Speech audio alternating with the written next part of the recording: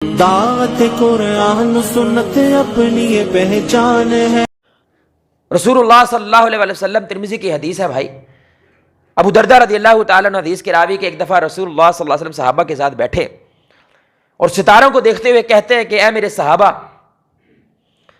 وقت آنے والا ہے کہ جب اللہ تعالیٰ میری امت سے علم کو چھین لے گا، مدارس موجود ہوں گے، قرآن موجود ہوں گے، بڑی بڑی احادیث کی لائبریریاں موجود ہوں گی، لیکن وہ اس سے فائدہ نہیں اٹھا پائیں گے۔ تو زیاد بن لبید رضی اللہ تعالیٰ عنہ مجلس میں بیٹھے ہوئے تھے، کہنے لگے یا رسول اللہ صلی اللہ علیہ وسلم، یہ کیسے ہو سکتا ہے؟ اللہ کی قسم میں خود قرآن پڑھنے والا ہوں، میں اپنی بیوی کو بھی پڑھاتا ہوں، اپنے بچوں کو بھی پڑھاتا ہوں، اور یہ سلسلہ جاری رہے گا، یعنی ہم تو ایسے ہی کامیاب ہوئے ہیں نا، تو آگے بھی یہ سلسلہ جاری رہے گا۔ یہ کیسے ہو سکتا ہے کہ علم موجود ہو اور ہم فائدہ نہ اٹھا سکیں؟ رسول اللہ صلی اللہ علیہ وسلم ناراض ہوئے ان کی اس بات سے، کہنے لگے زیاد، میں تمہیں بڑا فقیہ سمجھتا تھا، میں تمہیں اچھا خاصا عالم سمجھتا تھا، یعنی تم سے مجھے یہ بات توقع نہیں تھی بھائی۔ کیا تم یہود و نصارہ کو نہیں دیکھتے؟ کیا ان کے پاس تورات اور انجیل اللہ کی کتابیں موجود نہیں ہیں، لیکن اس کے باوجود وہ کیا ہے؟ وہ گمراہ ہیں، وہ ذلت کا نشان بنے ہوئے ہیں، اور ہم فاتحہ میں ان کے لیے دعا مانگتے ہیں ان کے خلاف، غیر المغضوب علیہم ولا الضالین، آمین۔ اے اللہ یہود کا اور نصارہ کا، ان کے رستے سے ہمیں بچا۔ یعنی ان کے پاس سب کچھ ہونے کے باوجود بھی وہ گمراہ ہوئے کیونکہ اس پہ انہوں نے عمل نہیں کیا۔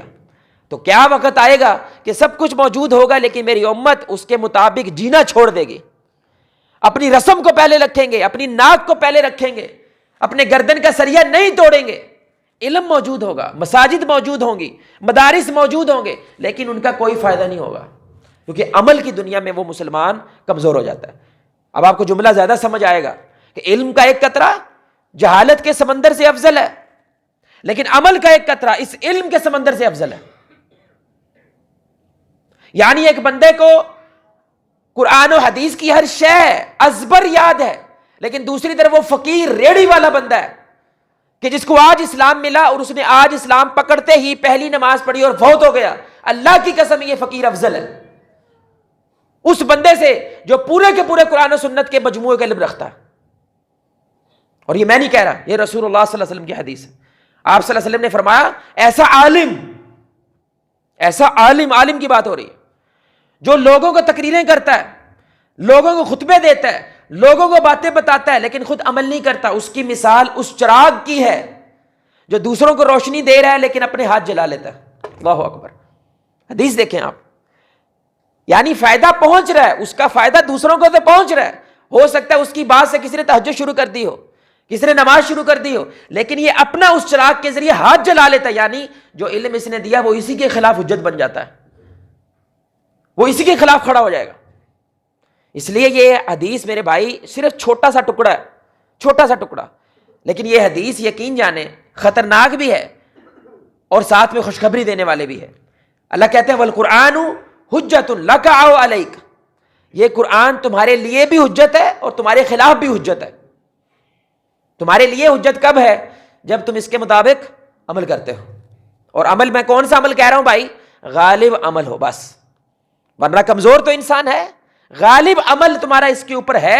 یہ قرآن جیسے وکیل، یہ بڑی سننے کی بات ہے، جیسے وکیل عدالت میں جج سے جھگڑا کرتا ہے اپنے بندے کو بچانے کے لیے، ویسے یہ قرآن اللہ کی عدالت میں اس بندے کے لیے جھگڑا کرے گا کہ یا اللہ اس کو جنت میں بھیج۔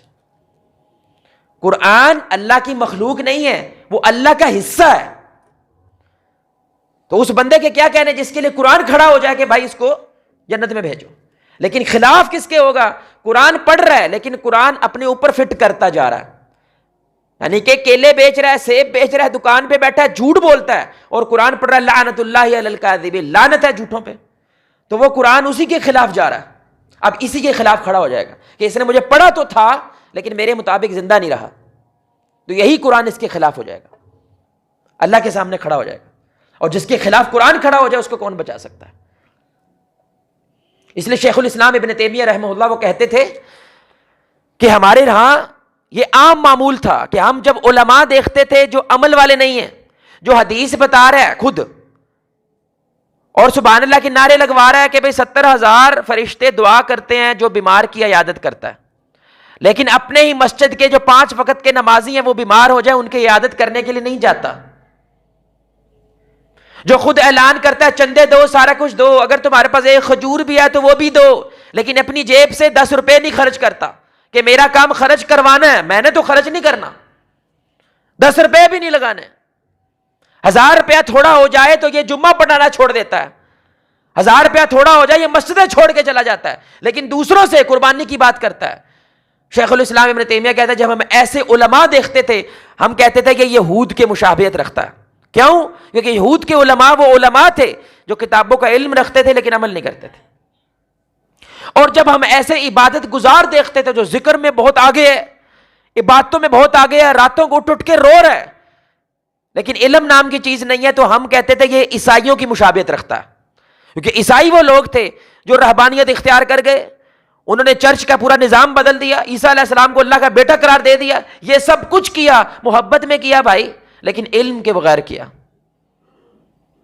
تو ہم عیسائیوں سے بھی پناہ مانگتے ہیں کیونکہ عیسائی وہ لوگ ہیں جو عمل میں بڑے کمال کے ہوتے ہیں لیکن علم نہیں ہوتا پیچھے، اور ہم یہودیوں سے بھی پناہ مانگتے ہیں جو علم کے کمال کے ہوتے ہیں لیکن ان کے اندر عمل نہیں ہوتا، وہ عمل سے محروم ہوتے ہیں۔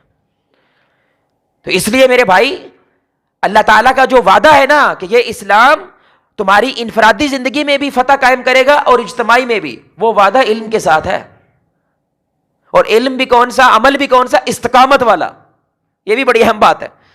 ایسا نہیں ہے کہ 5 وقت کی نماز پڑھو تو جنت کی چابی ہے، تو آج 5 وقت کی نماز پڑھ لی تو چابی تو مل گئی، اب اگلے دن پڑھنے کی ضرورت نہیں ہے، نہیں، ایسی بات نہیں ہے بھائی، یعنی جو علم پہ عمل شروع کیا ہے اب موت اس عمل سے آپ کو جدا کرے گی، آپ نہیں جدا ہوں گے، یعنی کہ مرتے وقت تک وہ عمل اب زندہ رکھنا ہے۔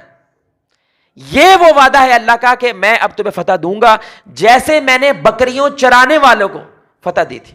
وہ کون تھے؟ وہ صحابہ تھے۔ بھائی یقین کریں نا، یہ جو باتیں ہم کرتے ہیں نا کہ صحابہ غریب تھے، یار آپ اپنی زندگی میں غریب کی اوقات کیا رکھتے ہیں؟ آپ اپنی آج زندگی میں دیکھیں نا، جو پیڑ بکریاں چرانے والا گڈریا ہے اس کی کیا اوقات ہے ہمارے معاشرے میں؟ جو کھوتا آگے آگے لے کے جا رہا ہوتا ہے بھائی اس کی کیا اوقات ہے؟ تھوڑا سا دور ہو کے ہٹتے ہیں ہم۔ وہ لوگ تھے، وہ یہ سوچیں، ذہن میں رکھیں اس بات کو، جب تک آپ اس کو اس طرح تصور میں لے کے نہیں آتے نا تو وہ حدیث اثر نہیں کرتی۔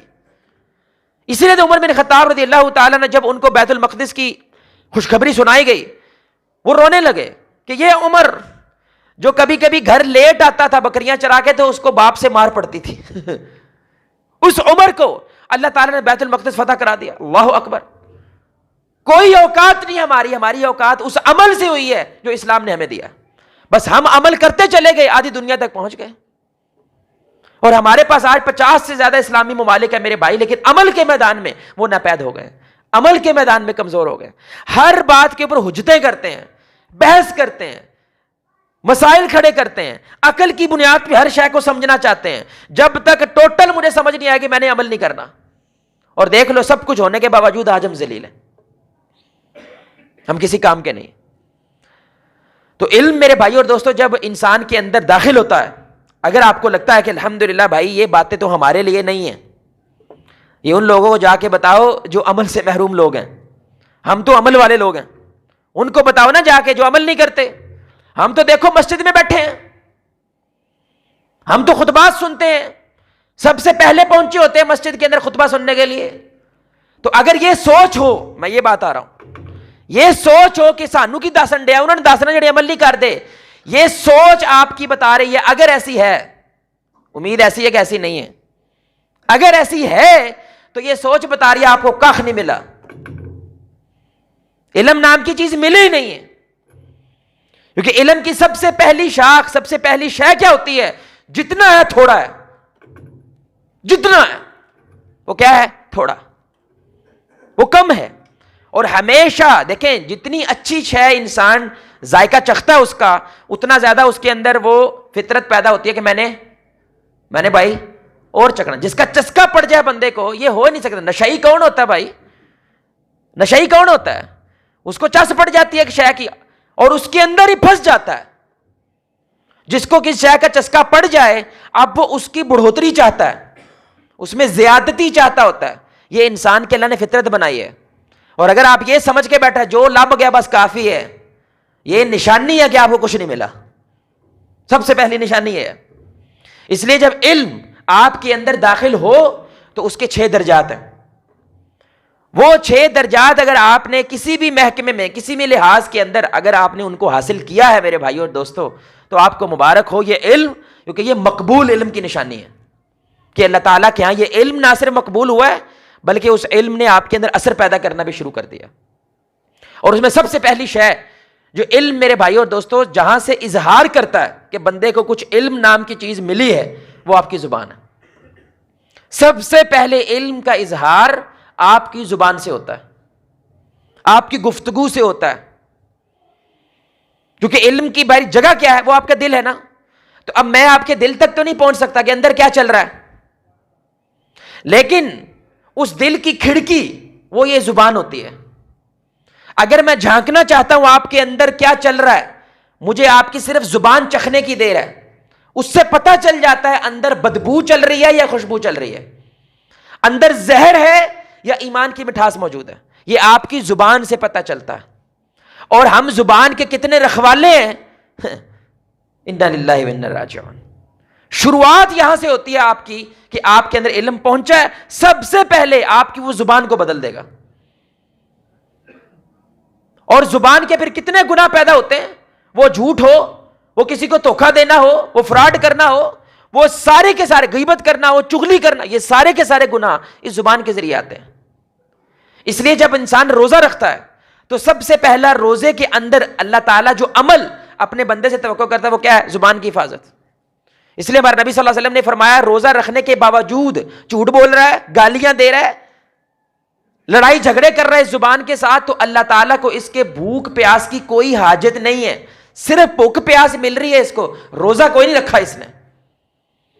اس اجر سے یہ محروم ہے جو اللہ تعالیٰ نے اس روزے کے لیے اجر رکھا ہوا ہے, کیونکہ اس کی زبان سب سے پہلی جگہ تھی جہاں پہ اس روزے کا اظہار ہونا چاہیے تھا.